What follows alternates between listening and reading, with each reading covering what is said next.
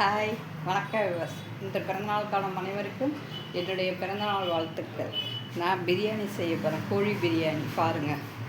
இதுக்கு தேவையான பொருள்: இஞ்சி பூண்டு பேஸ்ட்டு, வெங்காயத்தை அரிஞ்சு வச்சுக்கணும், 3 தக்காளி, பச்சை மிளகா, 3 டம்ளர் பிரியாணி அரிசி,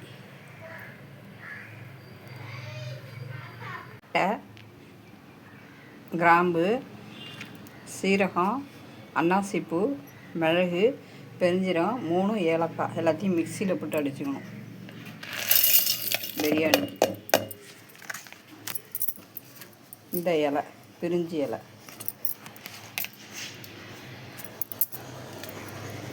ரெண்டு இலை எல்லாத்தையும் மிக்சியில் அடிச்சுக்கணும்.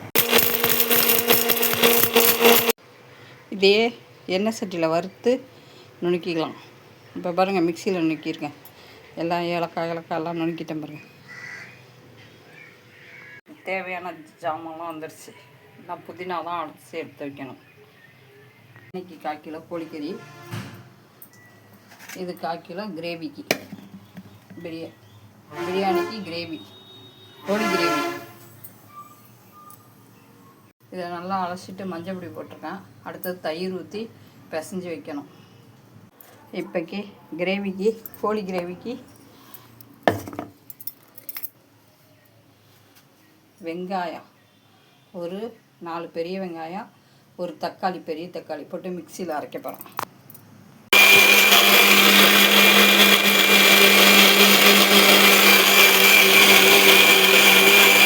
இப்போ அடுப்பை பற்ற வச்சாச்சு, வானொலி அடுப்பில் போட்டாச்சு.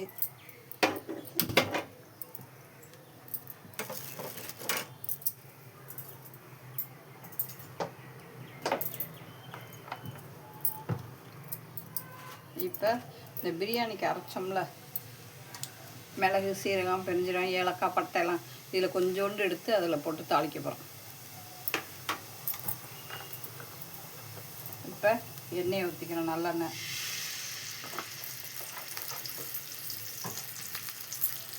அரைச்சிட்டோம் பாருங்க, வெங்காயம் தக்காளி அரைச்சாச்சு.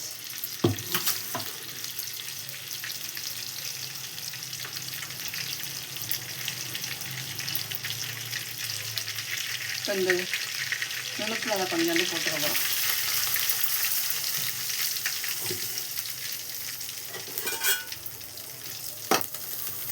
போட்டு இப்போ வெங்காயம் தக்காளி வதக்கணும். இந்த வெங்காயம் தக்காளி பச்சை நாத்தம் போகிற வரைக்கும் வதக்கணும்.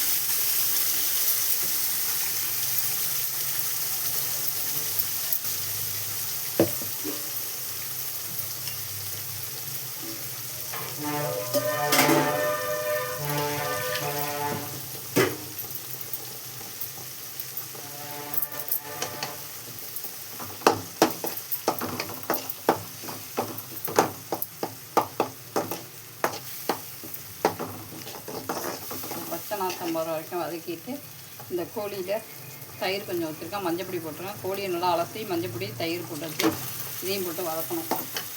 வதக்கிட்டு இஞ்சி பூண்டு பேஸ்ட்டு போட்டுருவோம்.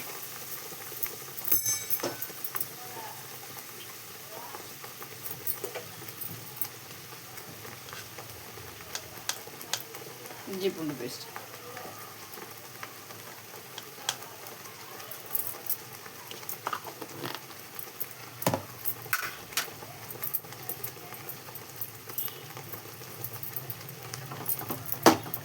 நல்லா வதக்கணும்.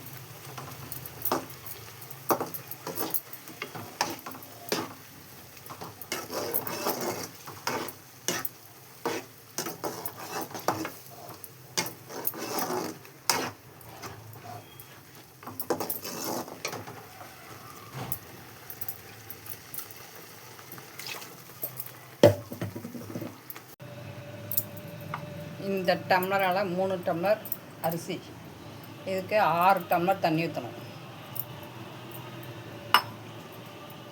புதினா,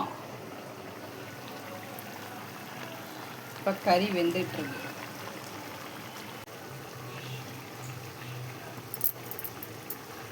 இப்போ வதக்கின கறி வெந்துட்டு. இப்போ குழம்புத்தூள்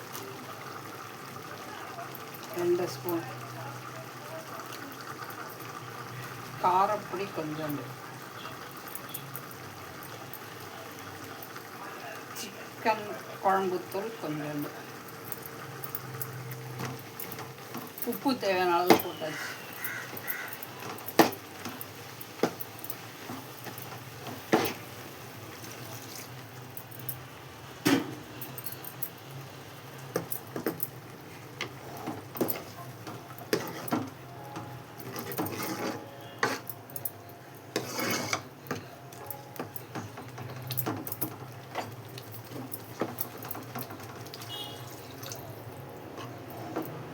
தேவையான அளவு தண்ணி ஊற்றிக்கணும்.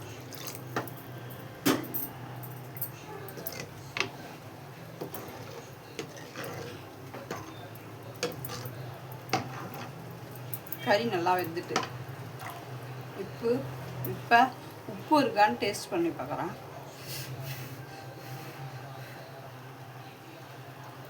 உப்பெல்லாம் இருக்குது, குழம்பு தூளும் போதும். இது நல்லா கொதிக்க விடுவோம். வாங்க நம்ம அடுத்தது பிரியாணிக்குன்றது பார்ப்போம். குழம்பு நல்லா கொதிச்சிடுச்சு, கிரேவியாக வந்துடுச்சு. இறக்கி வச்சிடலாம். அடுப்பை ஆஃப் பண்ணியாச்சு, இறக்கியாச்சு. இப்போ பிரியாணிக்கு 3 டம்ளர் அரிசிக்கு இதில் வந்து நல்லா அரிசியை கழுவிட்டு 2 டம்ளர் தண்ணி ஊற்றி ஊற வச்சுருக்கேன் பிரியாணி அரிசியை. இப்போ அடுப்பை பற்ற வச்சுக்கணும்.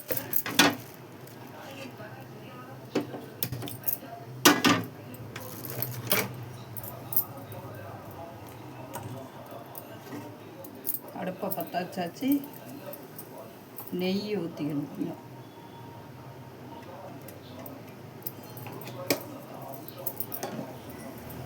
அதோட கொஞ்சம் எண்ணெயும் ஊற்றிக்கலாம்.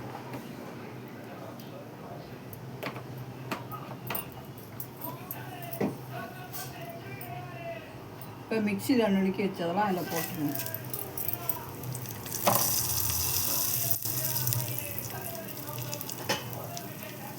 போட்டாச்சு. அடுத்தது இந்த வெங்காயம், பச்சை மிளகாய் அதையும் போட்டு நல்லா வதக்கணும்.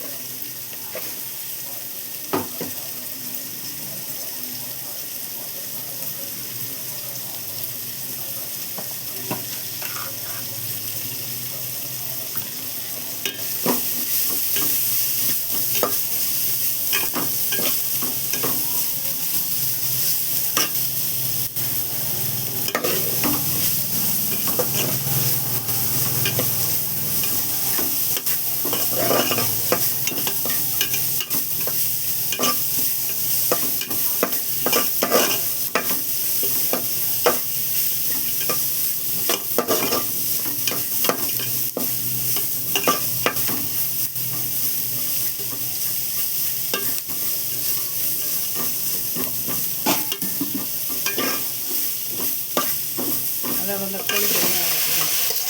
தயிர் ஊற்றி வச்சுக்கோங்க. பார்த்தீங்களா, அதையும் அரைச்சிக்கணும். கொஞ்சம் புதினா கொஞ்சம், அதோட இஞ்சி பூண்டு பேஸ்ட்டு 1 ஸ்பூன், நல்லா பெரிய ஸ்பூனால் 1.5 ஸ்பூன் போட்டுருக்கேன்.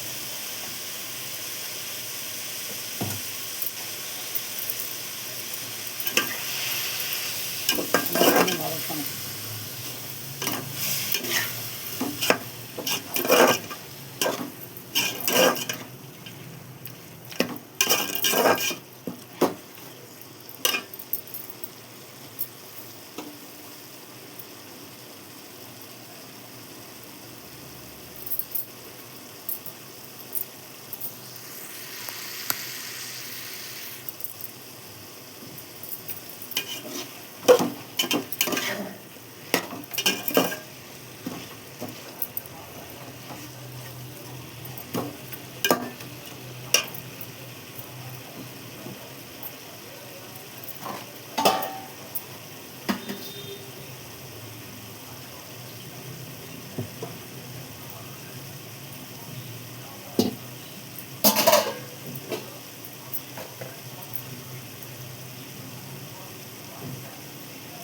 குழம்புத்தூள் 1/2 ஸ்பூன்,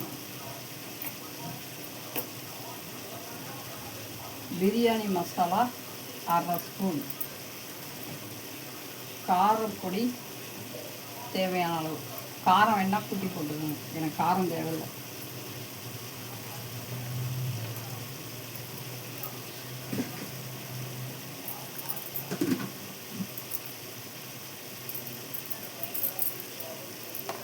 எல்லாத்தையும் நல்லா போட்டு வதக்கணும்.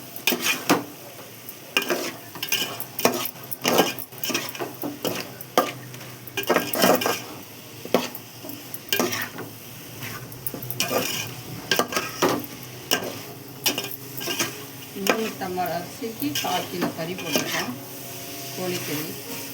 அடுத்து இந்த தக்காளி இதையும் போட்டு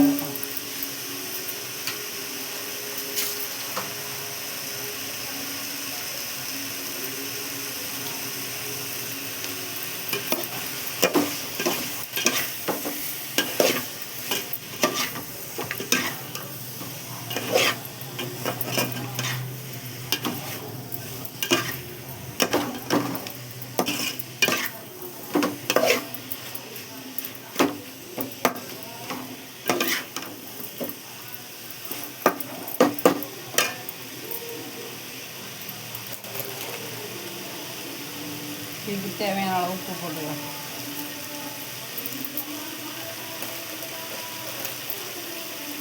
இன்னும் கொஞ்சம் போட்டுக்கலாம்.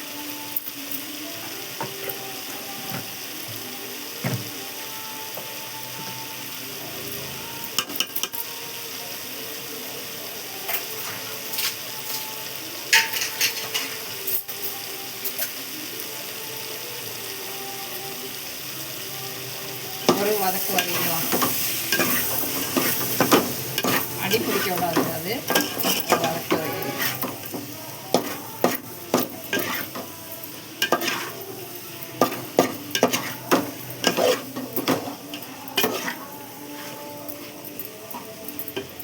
வதக்கியாச்சு.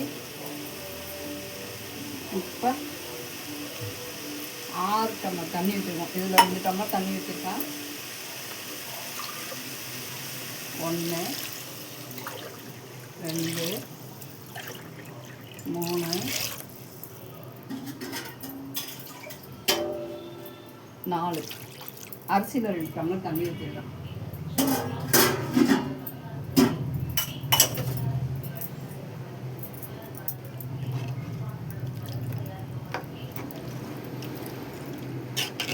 இந்த தண்ணி கொதிச்சோன்னா இப்போ அரிசியை போடுவோம். இப்போ இதில் 2 டம்ளர் தண்ணி இருக்குது. இந்த அரிசி இதில் போட்டுருவோம்.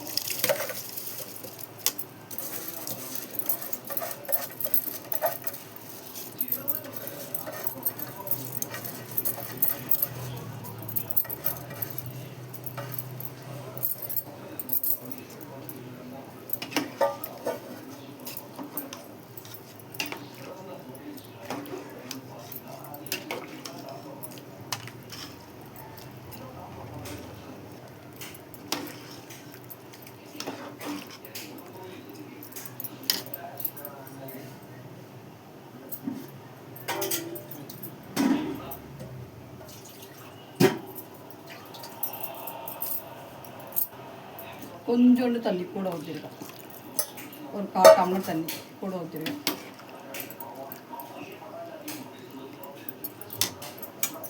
இப்போ இதோட புதினா இன்னும் கொஞ்சம் அலங்காரம் பண்ணுறதுக்கு அப்புறமா கடைசியாக வெந்தோன்னே அதுக்கு கொஞ்சம் புதினா வச்சுருக்கோம். புதினா எவ்வளோ போட போகிறோமோ பிரியாணி அவ்வளோ சூப்பராக இருக்கும்.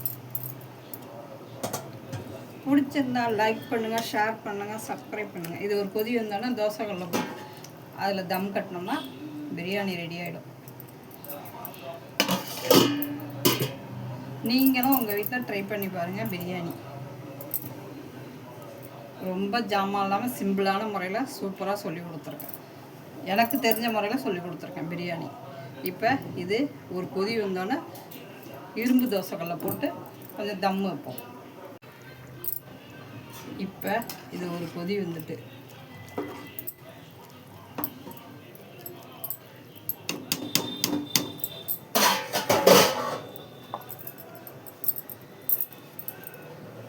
இதை இங்கே போட்டு இரும்பு தோசைக்கல்ல இதில் போட்டு இப்போ இது இப்படி வைக்கணும். வச்சு மூடி போட்டால் இதிலே வெந்துடும். வெந்ததுக்கப்புறம் காட்டுறேன். பிரியாணி ரெடி ஆகிட்டுங்க. அடுப்பை ஆஃப் பண்ணிடணும். புதினா தலையை போட்டாச்சு.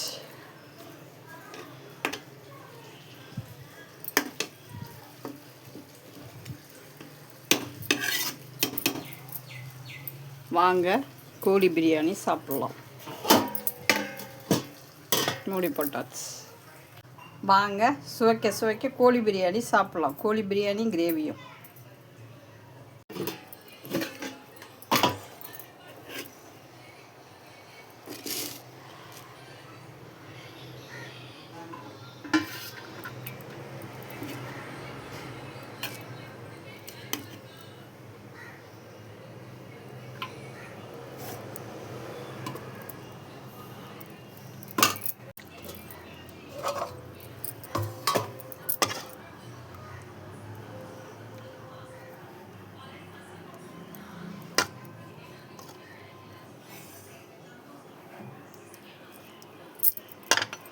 எப்படி இருக்கு சொல்லுங்க, ரெண்டு பேரும் சாப்பிட்டு.